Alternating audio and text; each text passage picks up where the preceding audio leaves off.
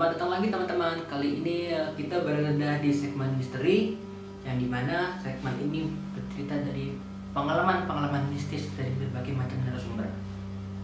Oke, sebelum lanjut, kalian klik tombol like, share, and subscribe channel ini agar channel ini terus berkembang. Dan selamat datang di channel Fatah Ankaraja. Di cerita kali ini saya mendapatkan cerita dari salah satu narasumber, sebut saja namanya Putri.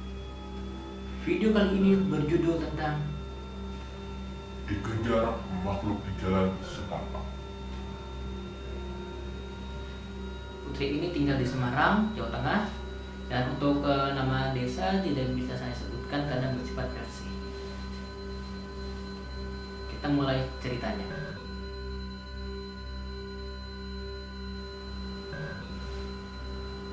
Tepat di pertengahan tahun 2014, Putri dan teman-temannya berencana ingin mengadakan acara bakar-bakar di rumah Pak D-nya.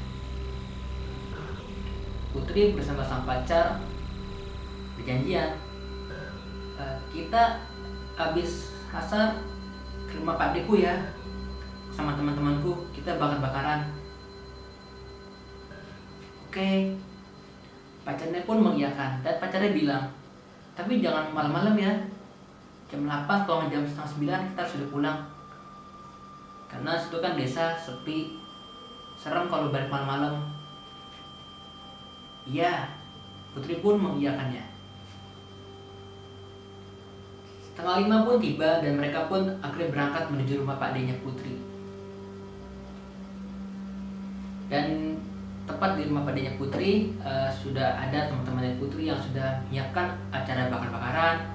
Ada juga yang sudah menyiapkan musik-musik dan game-game yang akan mereka mainkan. Tepat sehabis maghrib, mereka pun mulai acara bakar-bakaran dan bermain musik dan bermain game. Rencana awal Putri jam 8 pun pulang, karena jarak antara rumah Pak D-nya dan Putri pun sedikit jauh ya. Jadi memakan waktu kurang lebih hampir 1 jam. Maka dari itu Putri bilang ke teman-temannya, aku ntar jam 8 kalau nggak setengah 9 pulang ya, karena sudah terlalu malam. Oke, jawab teman-temannya Putri. Karena keasikan bermain game, bakar-bakaran dan bercerita, akhirnya Putri pun dan teman-temannya harus pulang pukul jam 11 malam. Jam 11 malam pun tiba. Akhirnya Putri pun memutuskan untuk pulang bersama teman-temannya. Kita pulang konvoy aja yuk, karena udah malam gini bahaya. Akhirnya teman pun mengiyakan, oke, kita pulang konvoy.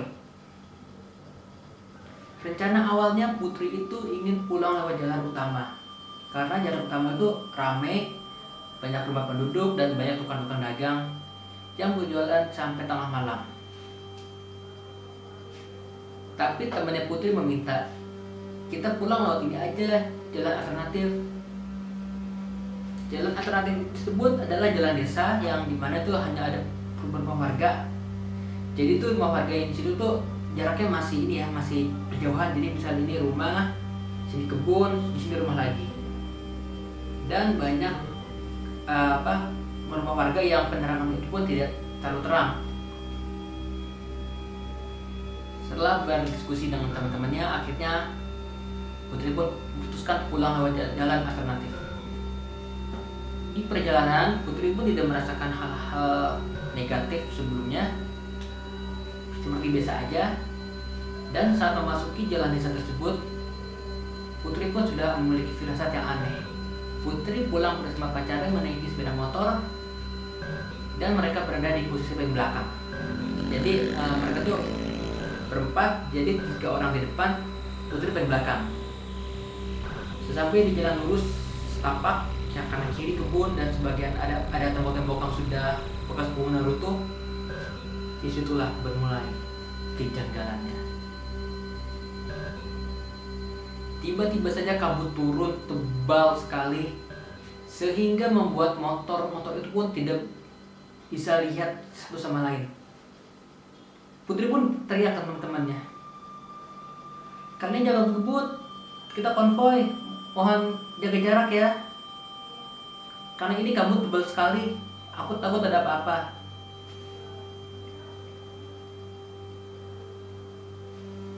Tak lama kemudian, Putri pun mendengar suara dari semak-semak. Putri pun nengok ke kanan, kiri untuk melihat sekitar, untuk memastikan tidak ada apa-apa.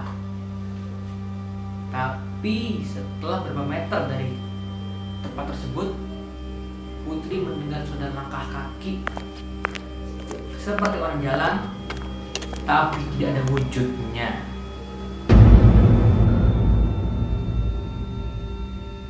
Akhirnya Putri pun melihat ke belakang dan melihat makhluk yang berbadan kecil dan tangannya itu lebih panjang dari badannya.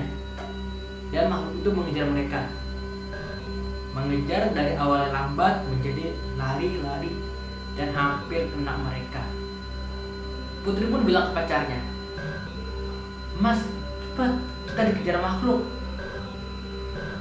Pacarnya pun menengok ke belakang dan betapa kagetnya melihat makhluk tersebut yang makin lama makin membesar, yang membuat bulu kuduk menjadi berdiri. Putri pun menyelip teman-temannya dan bilang, Lari, lari. Kalian dikejar oleh makhluk. dan temannya pun belakang untuk memastikan benar apa tidak mereka dikejar makhluk. Dan betapa kagetnya mereka dikejar oleh dua makhluk yang berbadan sama seperti itu.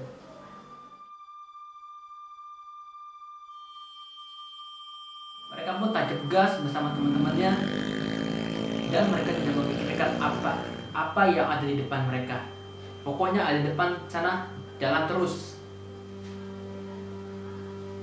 Sampai di dekat pemukiman warga yang sudah ada lampu-lampu terang, rumah warga, kabut pun menghilang dan makhluk itu pun juga menghilang.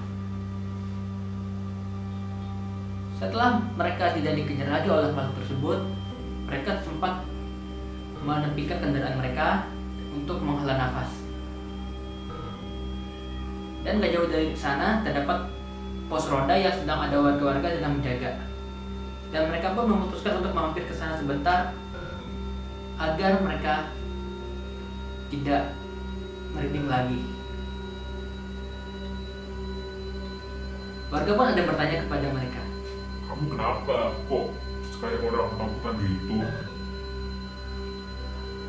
salah satu teman Putri pun bilang, "Tadi kita dikejar, Pak. Di jalan lorong itu ada dua makhluk yang berbadan kerdil, tapi tangannya lebih panjang dari badannya dan makin lama makin besar." Warga sekitar pun hanya bilang, "Oh, kalian kok berani jalan jam segini lewat jalan situ?" Warga sekitar aja pun gak ada yang berani lewat situ. Itu jalan emang udah terkena angker.